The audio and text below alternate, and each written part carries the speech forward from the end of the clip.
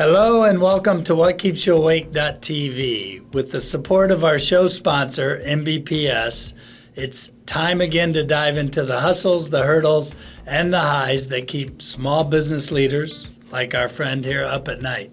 I'm your host, David Hooser, and I'm honored to welcome today's guest, Kyle McIntosh. Thank you. Technically welcome Kyle back, because we had a technical glitch first time, but we've recovered and we're back. We're here. Kyle and his father founded MAC6 Entrepreneurial Center, located in Tempe, and with a purpose of building better communities where purpose and profit unite. That's easy for you to say, not me. But it's refreshing to read that you pull these things together. So. Thank you. Yeah. So Kyle is a relentless grinder, relationally authentic, and an aspirational fighter, pursuing a life of creative exploration and limitless opportunity for anyone on earth who has a dream and is willing to bust their ass. So we're going to have some good times talking about that. For sure. All right. If he's not in Tempe at the campus, he's spending time with family, living vicariously through his kids' competitive sports, cheerleading, and ice hockey. So Kyle, welcome back, technically, to the show. Oh, thank you. Thank you for having me back on the show. I'm glad to be here. It's an honor and privilege to have you here, my friend. So tell me, as an entrepreneur out busting your ass every day, what keeps you awake late at night?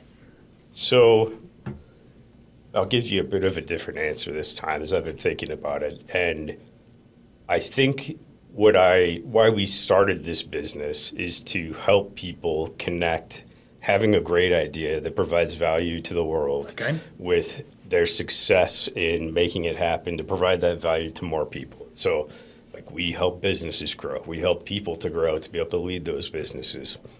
And it's wild seeing that once someone has that little light turn on of I've got an idea and now I can turn it into something, and they do it once, even if it's not successful, that thing stays on. Right. And now anything becomes, all right, it doesn't exist in the world, but I can go out and make something happen. And whether that's for others, I've got people to serve and a product that will serve them, and or I want to create an opportunity for myself in this world, and maybe I don't belong in a big corporate infrastructure or whatever it is. This is a great way to do it. And I'm also, because we have that, we have that lens that we look through of what the opportunity is for people. I see people all the time who are disconnected with either the hope of what could be with their life if they were to be able to really make something happen, as opposed to just thinking up good ideas. And everybody sees things about the world that they wish were different, or the people they wish they could help, but they're disconnected from the belief that they could really be a part of that, impact, do something about it. Okay. And it is sometimes devastating to see, because I don't see it seems like certain people, certain groups, sometimes it's like a hamster wheel. If you can't connect with this, you're just on this wheel. You're going and you're going and you're going. And what kind of life is that if by the end of it, you're sitting there frustrated, disconnected with this belief that you can put more into this life than you took out of it. And so I think about that all the time. I see that in people. I see what they could be. And when I see it just lost from somebody, all I want to do is go pour into that person and see, like, what do you love? Right. What are you about? What would you do if you won the lottery, kind of thing? You know, if money or none of this were no option, like, what would you go do? And it's so interesting to see that little flame come on in their heart, is what it feels like, or their eyes, when they're describing. Without the limitations, here's what I would do. And so then my role, our role is, you can do that. You can. And we will walk alongside you. Very cool. As long as you're willing to bust your ass. Right. Okay. So let's talk about a little bit about your business, MAC6, and the campus that you have and what you guys do there. So we've got 110,000 square Okay. feet of space between two commercial office buildings, right in Tempe, Preston Broadway, south or northwest corner. And between those two buildings, there are roughly 100 companies under our two Okay. roofs. And so there's all kinds of different space. So it's traditional shared office. shared Okay. co-working, traditional Okay. office, all kinds of different types of space. Okay. So, but you have traditional as well. So We- I we could do. come and do a 1 year, 2 year, 5 year lease with you guys. Would be happy to do that. Okay. And the shared space and the reason for purchasing the second building that's all traditional office is now we can sort of flex with people as Gotcha. they're in their business they, journey. As their ebb and flow, their business ebb and flows. But Okay. most of what we do, though, or that we intended to do, was to create community within those companies, Got it. help them to grow, help them to connect with each other, Okay. and understand that, hey, I think everyone kind of gets we can't do this alone. Right. But if we can all connect with people who are smarter than us, wow, what a asset that is. Or do it together, even if Yeah. they're not all that much smarter. It's just, there's strength in numbers. You know something I don't know. That's right. You know something we That's don't right. know. And yeah. Sounds cool. And how did the business start? I was working for a large nonprofit, Leukemia and Lymphoma Society, and Okay. getting increasingly frustrated with when nonprofits feel like they have to act like nonprofits. I'll put that in Right, quotes. right, and right. when it gets in their way. And my dad had retired for the first time of many now. And so he was looking for something. And we talked about wanting to help businesses, but really it was when we kind of stumbled into this language of conscious capitalism, of Got it. businesses that had a purpose. They were following that, not just making money, but in doing so, were making financially more successful long term as well. Okay. Looking out for their shareholders, looking out for their customers, looking out for their community, all For their that. country, for their For earth. stakeholders, for their- all right. the stakeholders. Yeah. And so that really gelled with both of us where, okay, we don't care about manufacturing or not manufacturing or tech or not tech or Right. whatever it is. If a company is following that framework and we believe that the leaders of the company can make this thing successful, we'll walk alongside them and provide help and resources to help. So you give them, if you will, for some term, you give them accommodations. You help them set up stand up a corporate yeah, that's- store, so to speak. Yep. We're doing this all from my apartment right now, and how's this going right, to work? And right. And having a physical address changes the dynamic of a startup. it's just so, yes, somebody could walk in a client could walk in, and there's this representation of something different than a apartment. Right. And That's you're right. also surrounded by people that are in the same world, and so that energy becomes something palpable. It's kind of like me in the gym. I used to have a home gym, and that collected more dust than anything. Because if I go in there on my own, I'd get a okay workout, maybe. After at moving best. the laundry. Yeah, after moving things around and just. But if I go to the gym, and I'm like, I don't want these guys to see me slacking off, so I put more into it. And that's kind of the same with your campus. Absolutely. You're surrounded by people that, whether you're looking at it as, for whatever reason, I'm accountable to this or Right. inspired by it. Right. Same thing. Well, and then if you're helping them, when you say go alongside them, does that mean you would fund into them some way, either cash or in-kind support? Both. Okay. Yeah. So we with all of those companies, and we still do some of the actual financial investing part of it. We would put in a financial investment, and then we would have a non-financial piece of it that Got was the space, the time, the work, and getting Services that to a that new level. others in that environment provide for Yes. their peers. Yes.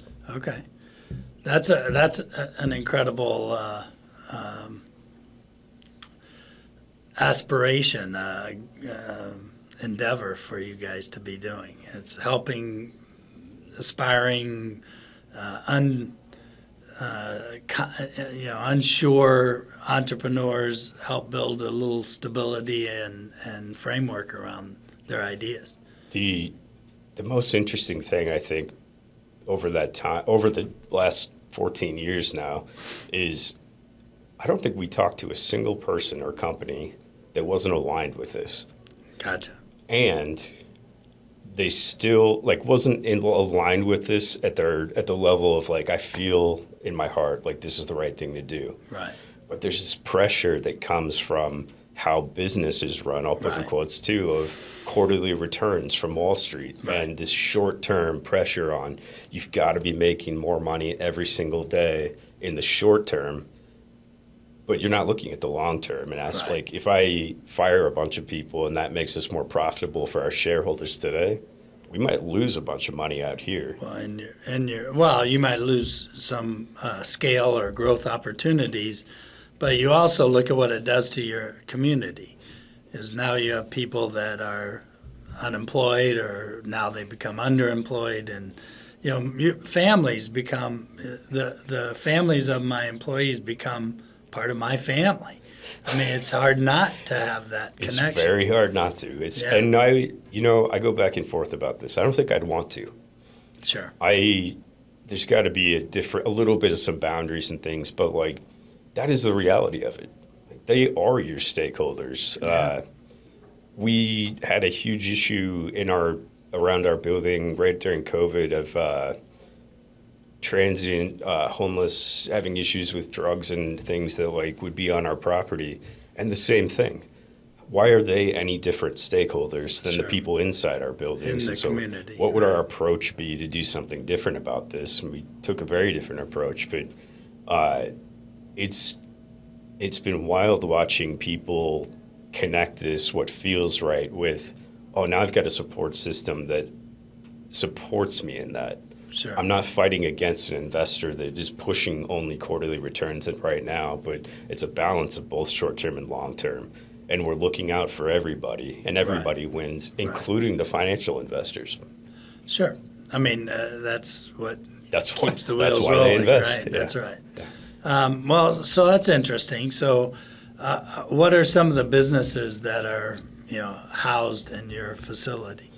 So quick to get from where we were there to here. Okay. The space, we never had enough time, intellectual capacity to fill up the space with companies that we were working with directly hands-on. Okay. And so we started bringing more companies in to build this community, so it'd be a thriving community, and we're helping some of the companies in there more hands-on. Gotcha.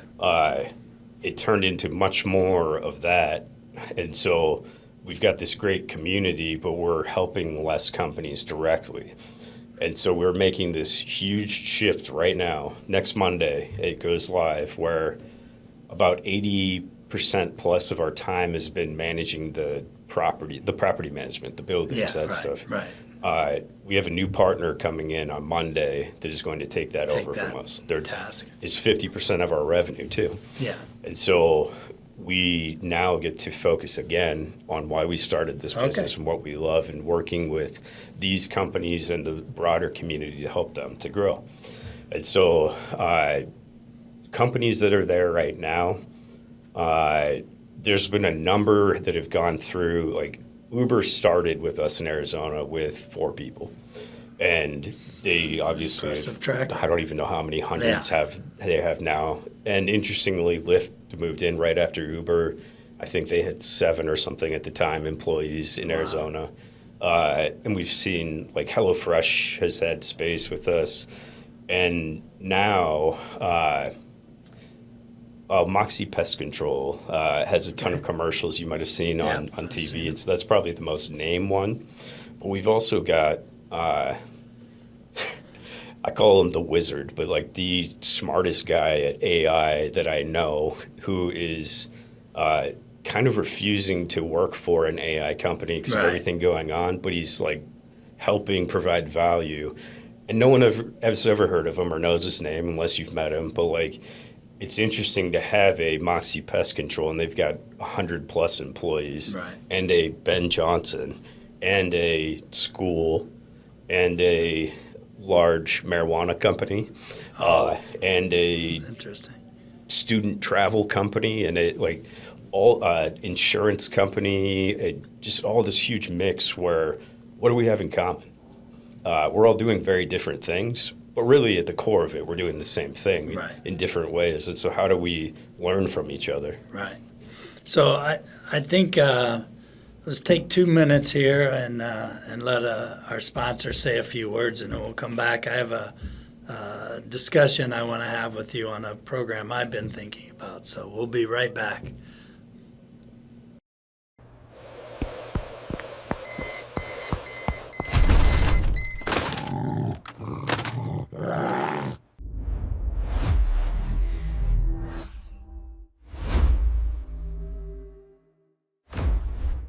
So, hey guys, we're back with Kyle McIntosh, and we've been talking about the great things that they do at MAC6.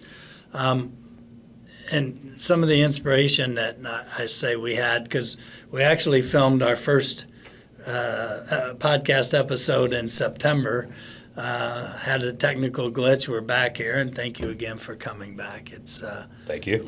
just shows your character to be willing to come and do this all over again.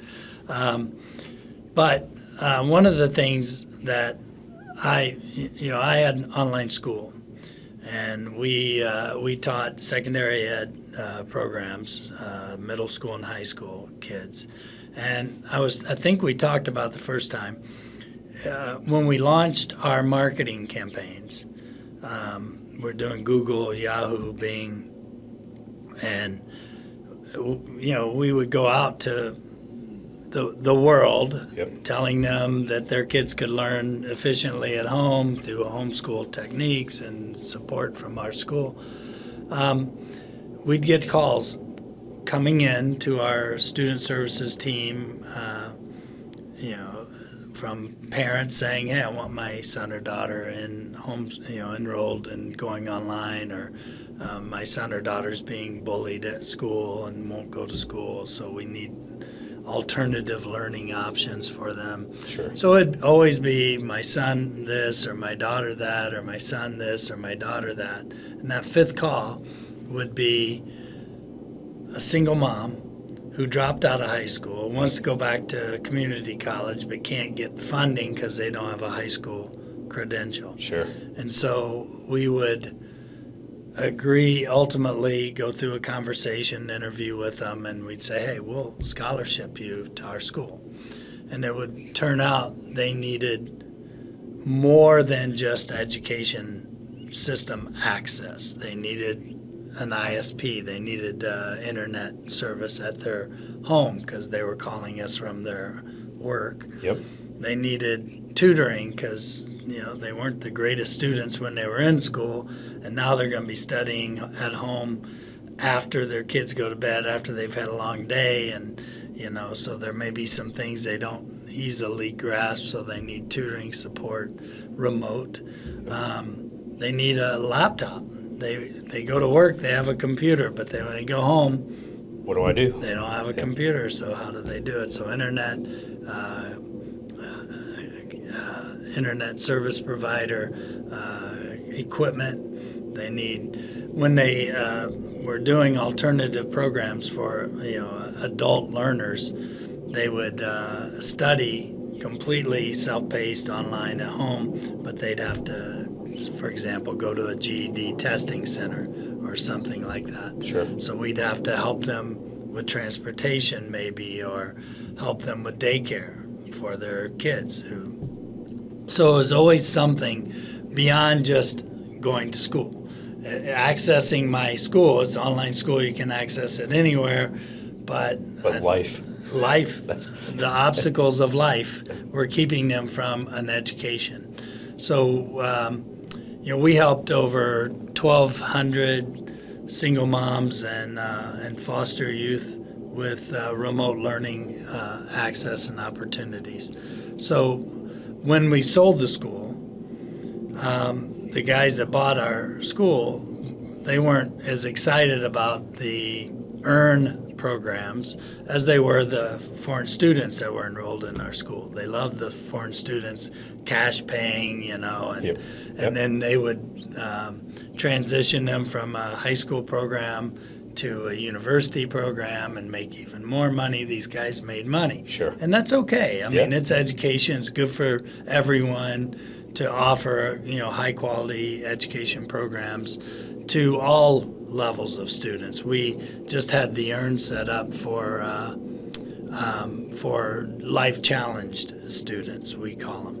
And so now I'm looking at how we recharter EARN, because it's still a viable It's 501c3. And so one of the things that I've been doing is trying to give back to the business community through this podcast, helping aspiring entrepreneurs. People that listen to you tell your story, number one will be like, hey, if I got guys like Kyle that believe in me, then I can do this. That's the biggest part. And it's so interesting because it feels like as disconnected or connected as anybody feels at any given point from their neighborhood, their community, their country, whatever it is, there's so much that if you just talk to people, they want to support, they want to help, they want to be a part of this with you. And so it just feels like such an easy thing to do, to try and just connect with people, that you could give them that belief that, like, I believe in you. I really do. Right. Well, we've come up with an idea. We're trying to frame it up now, where we would, through EARN, start doing some grants, grant-type programs where EARN could provide some initial cash. Organizations like yours could cooperate with this program to maybe provide, again, that important address for the new business, the aspiring entrepreneur, to have some formal infrastructure to their early stage ideas. So we're pulling that together. But I want to say that our last discussion, even though according to the audience this is our first discussion, you helped me think about bringing more support physically, financially, and in kind to the entrepreneurial community. So I appreciate the insight that you've given us. I'm glad to hear about this too, and it's so aligned in philosophical belief of what the opportunity could be for both, yourself, for all of us, anybody doing this work, and of course for the people that are, hey, if I'm sitting there as a single, I can only try to be empathetic with this. I've never been a mom. You haven't been that way. Right. But how much effort, extra effort, really, truly, that woman has to go through to figure out all of this stuff that we're talking about. Nobody changes unless the perceived benefit of change is more than the cost, current pain they're feeling right now, and that gets painful enough. And so for whatever reasons, that pain has gotten heavy enough that I want to do something about this, but every single thing is just putting a wall in front of you. That's right. And you've got to be able to get through that. It always throws obstacles and builds walls and barriers for you to pass, to have to transition through. If we're looking for employees for our company or any company, what are we looking for? People that are willing and want and have that drive to, I'm going to go around or through this wall. Right. And I'll get there. I don't know how, but I will get there. Wow, if you could connect me with some support around that, I would think I could thrive. Right. And so, yes, you've got these people out there that need help, and they're exactly the type of people that you want to support so that they can get into this world and be providing value for people. Yeah. And they entrepreneurs do great things for communities. Number one, they lead by example. they're out trying to change the world in this way or that way. They're believing in themselves. They're trying to provide services and support or products to the community they live in. So the more we can do for that, it's always, and I don't want to go into politics or religion in general, but as a rule, regardless of your faith-based people are usually good people to be around. It's so funny you say yes, and I think about this a lot. I personally am a alcoholic in recovery. Okay. And a big part of that is faith or spirituality. Right. And I struggled with that, really, really struggled with that. And I couldn't figure it out. Like, it felt like I couldn't connect with something that I had been able to before until finally it came together for me, more around spirituality than anything. But all that is thinking about something bigger than yourself. Right. That's right. That's the people I want to be around, whether it's religion or faith or spirituality or just belief or entrepreneurship. I'll be around people like that all day long. All day. And when I go through, I don't want to compare compare the achievement level, but I had some incredible students. I had students in our school that were 10, 11, 12 years old, already in high school curriculum. Phenomenal achievers. And I had single moms working 2 jobs, trying to keep their family, sheltered and not exposed to the wrong element, and going to school at the same time in my school. And it was interesting that the students who achieved great things and were accepted by great universities after graduating from my school certainly is a proud moment. But seeing the pictures of a single mom who finished my equivalency program and then went on and graduated from community college, that feeling was so rewarding. And so I see that with the new purpose of EARN.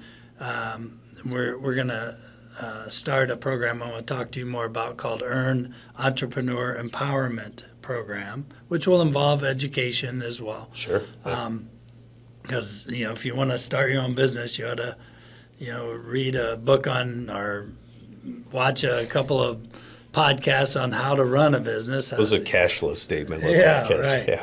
So, but we want to launch this EARN Entrepreneur Empowerment Program, and I think it could be really, do great things for aspiring wannabe and what otherwise may be life challenged entrepreneurs. That's, again, going back to what keeps me awake at night. In that picture of the single mom that's graduated now from community college, mom of who? Of this child that just watched this whole thing happen. Watch mom do. Just watch mom walk through fire. Right. And keep walking through fire, right, regardless of all the elements coming in, and show that you can keep going. You can prosper through anything as long as you're determined and keep doing it. And it's worth it because people in community will support each other. They take notice.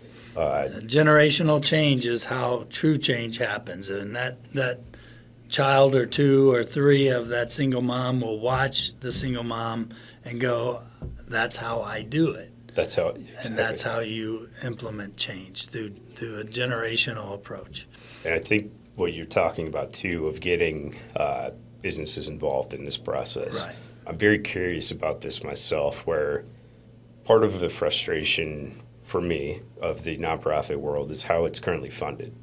And it's basically funded as if we're giving a penance for our sins. Right. And not really to provide opportunity and growth of a business. Right. But if it was, wow, what would that not just for community and for society, but if I need employees in 20 years that have education, that value learning, curiosity, morals, doing things like right. this.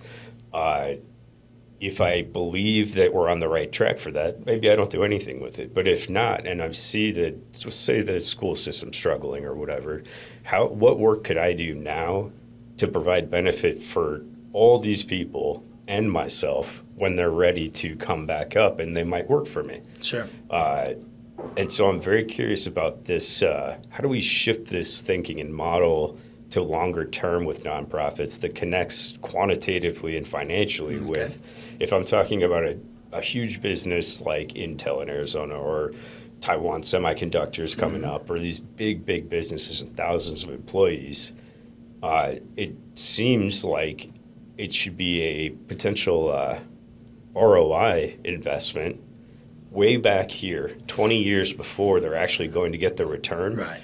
But if we can connect that for people, it's a business decision. It's not a penance. It's not giving something to a charity. It is, I am making a smart, rational, monetary business decision that is an investment right here. Yeah. And I think that's going to be the way that some of these things really start to grow. Is, I won't get into politics either, but like, take the whole politics out of it. If we don't need that to be either what we believe we want it to be or not, and then there's just the rest of us in community and society, but we all, society, want each other to be successful, then take that element out of it. How do we help each other? Right. Yeah, no, it's good. Good discussion. So, well, we have a lot more to talk about. Want to thank you, show our appreciation for you coming here twice now to do one episode effectively. And how do people get a hold of you at MAC6 if they're watching the show and want to talk to you about some type of permanent home? Yeah. MAC6.com is our website, MAC6.com. My personal email is Kyle.McIntosh, MCINTOSH @mac6.com. And even if it's just to get a question, even if we can't provide the help, I love connecting people with others too. So we'd love to help.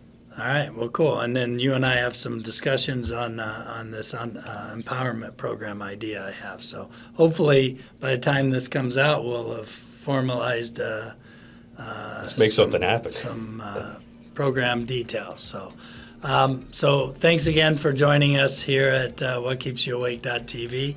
Remember to like this episode, and if you haven't already, subscribe to whatkeepsyouawake.tv podcast on your preferred podcast platform. So we'll see you on an upcoming episode real soon.